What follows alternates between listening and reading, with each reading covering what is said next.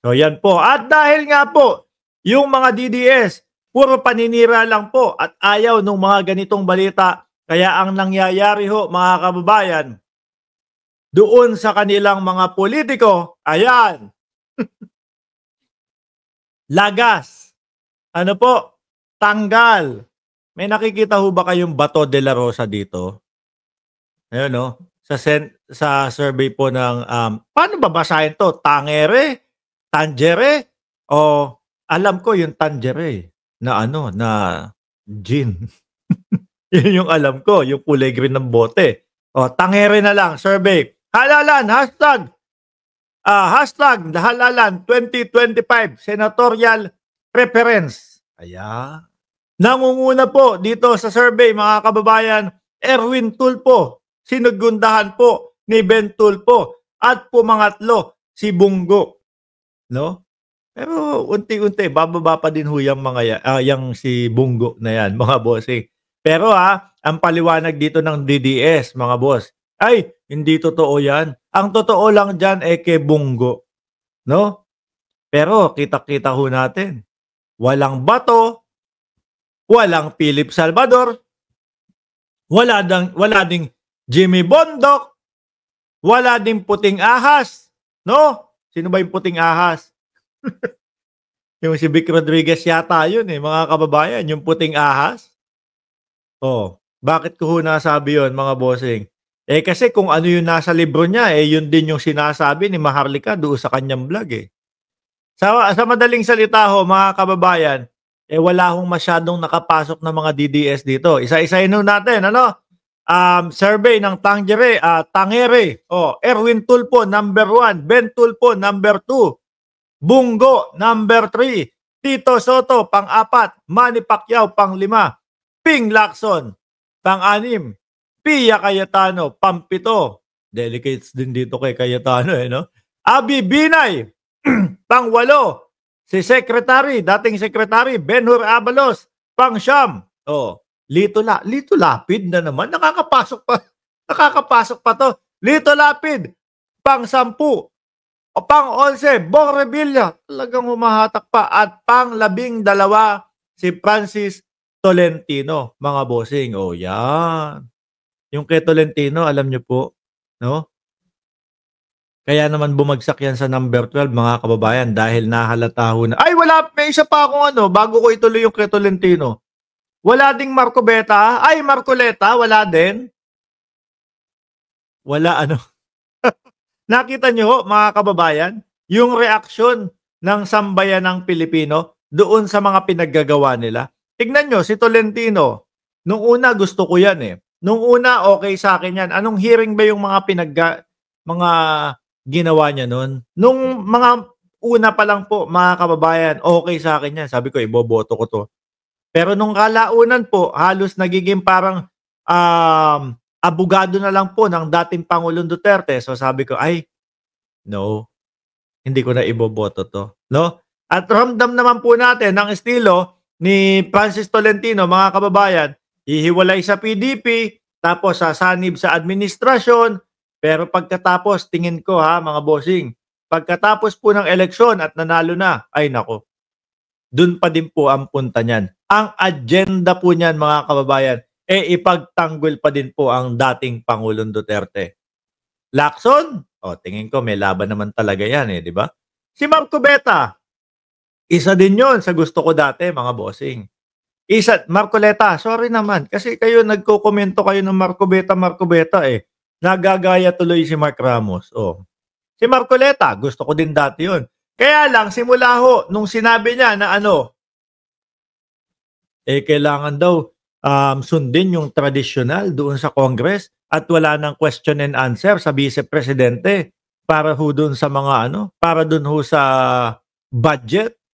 Sabi ko, mali yata yun. Dahil sa panahon na ito ngayon, mga bossing, kailangan talagang masusi at mabusisi nating inaaral po, no? At inaalam kung saan po dinadala nung ating mga politiko, nung ating mga nagseserbisyo sa bayan. 'Di ba?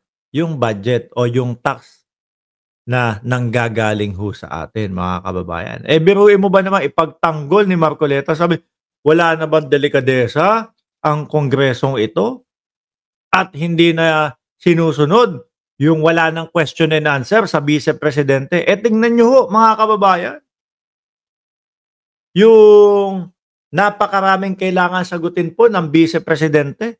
Ano po ginagawa nila doon? Wala. Panay po ang panay po ang pahabol, panay po ang tago, ayaw sumagot. Oh. Tapos sasabihan tayo ni Marcoleta na, kailangan sundin pa din natin yung tradisyonal. O, nandiyan si Just Ride. Oh. No? Just Ride, shoutout sa'yo. Alam ko si Congressman Bosita, aakyat yan dyan. Dahan-dahan lang. Lalo na kapag ka nag-umpisa na yung matatanggal dyan si Bongo, bababa dyan. No? Papalitan ni Congressman Bosita, papalitan ni Doc Willie Ong, papalitan ni si Mark Gamboa, gusto ko din ho yun. Alam ko, napaka hirap ng dadaanan ni Mark Gamboa. Butas ng karayom yung dadaanan ni Mark Gamboa, no? Maaari at posible, malaki ang tsansa na hindi pala rin si Mark Gamboa, pero susuportahan ko po kasi mas matalino naman yung tao na yun kaysa kay Bongo. Mas matalino naman yung tao na yun kaysa kay sino ba to? Kay Bato de la Rosa. O isa pa si Bato de la Rosa, mga bossing. Di ba? Si Bato de la Rosa. Nako, Diyos ko Lord. Ano gagawin yan? Ipagtanggol si Kibuloy, magpahiring ng magpahiring. Kay Bato pa lang, ubos na yung natin eh. Ubos na ho yung pondo, mga kababayan eh. Biruin mo, PIDEA leak. Ano naging resolusyon? Ano nagawa? Ano nangyari? Ano na idulot sa atin nung PIDEA leak na hearing na yon? Wala.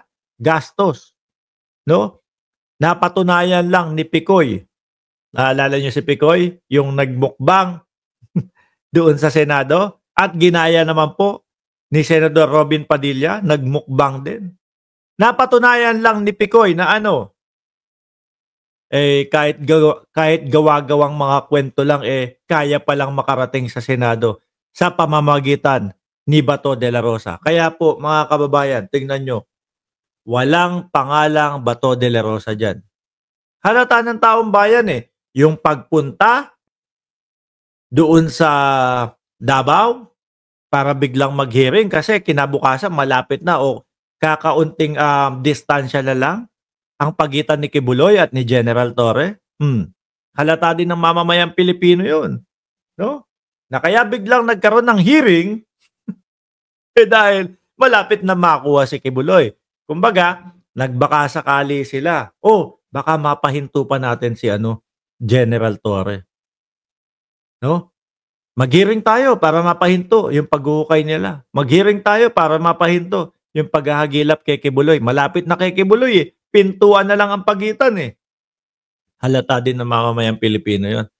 Gising na po ang mamamayang Pilipino. Ayaw na po ng mga ganyang politiko, mga bossing. No? Ang gusto ng mamamayang Pilipino ngayon, yung mga patas. Yung tipo bang tatayo sa kanila, no? Kahit na sila ay mahirap, kahit tayo ay mahirap, kahit tayo ay dukha.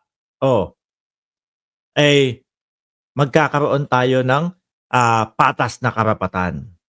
Di ba, mga bossing? Ben-Hur Abalos, ayan, sure naman po si Ben-Hur Abalos na makakapasok po yan, mga bossing. Di ba? Tapos dagdag mo na lang dyan si Bosita, dagdag mo na lang dyan si Mark Gamboa. Sana, no? Yung kay Mark Gamboa. At kay Willie Ong.